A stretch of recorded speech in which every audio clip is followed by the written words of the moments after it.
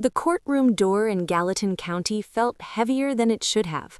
I pushed it open with my shoulder, gray suit pressed, 3 binders in my left hand, and my grandfather's old metal lockbox in my right.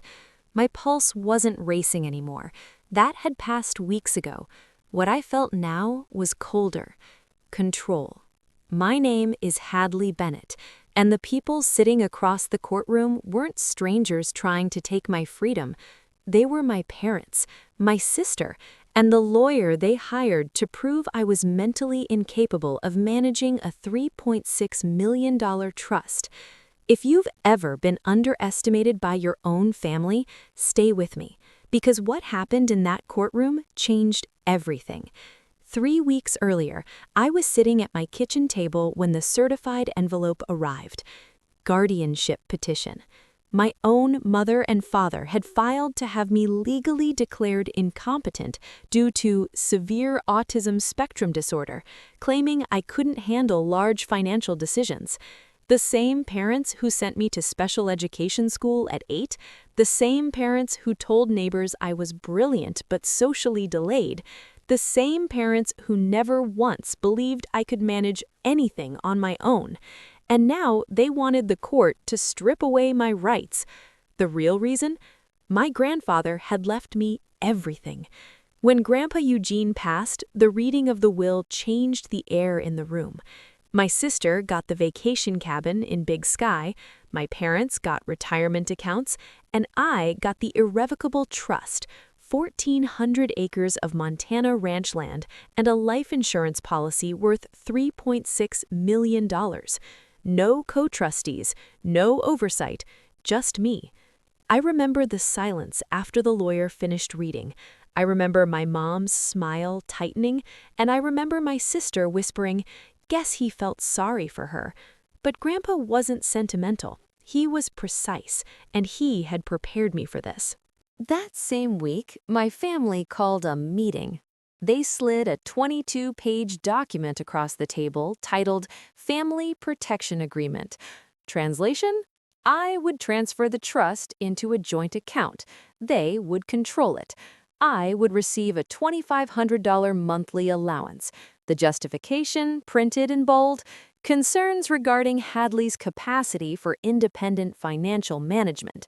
When I refused to sign, their lawyers said calmly, "We'll file for guardianship in 72 hours. They weren't bluffing. The nuclear move.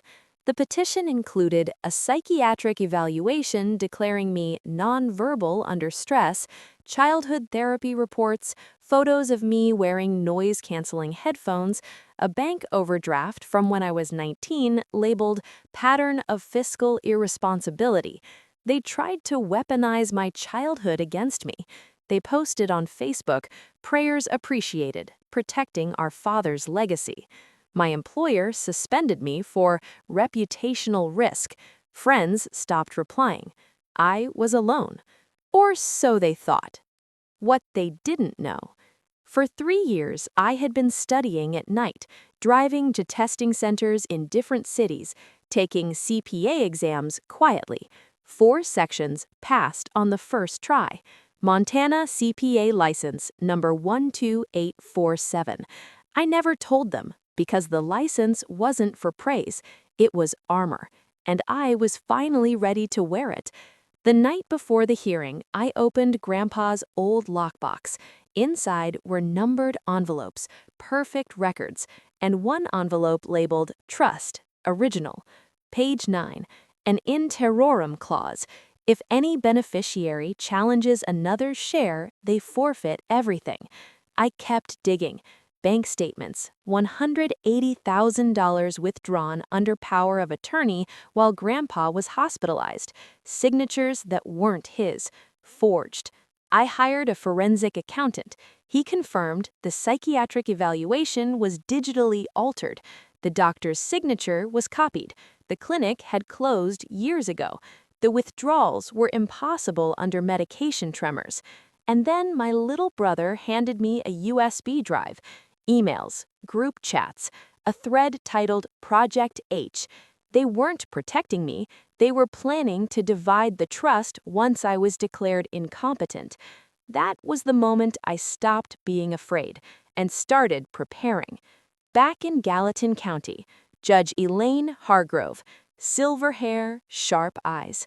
Counsel for the respondent? I stood. Hadley Bennett, representing myself, and I am a licensed CPA in the state of Montana. Silence. Their lawyer dropped his pen. My sister's smirk disappeared. I opened Binder 1. The psychiatric evaluation attached to this petition is a digital forgery. Binder 2. These bank withdrawals were executed under a falsified power of attorney. Binder 3. These emails show clear intent to mislead this court. The judge read for 20 minutes. Then she looked up. Mr. Finch, do your clients wish to explain the fraudulent evidence? No one spoke. Not my mother, not my father, not my sister. The gavel came down once. Petition denied with prejudice.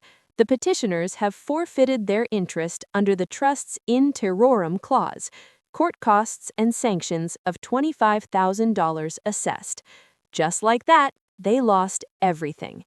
30 days later, the family ranch went into foreclosure, my sister's husband filed for divorce, the cabin sold at auction, my brother dropped out of college, and the full trust?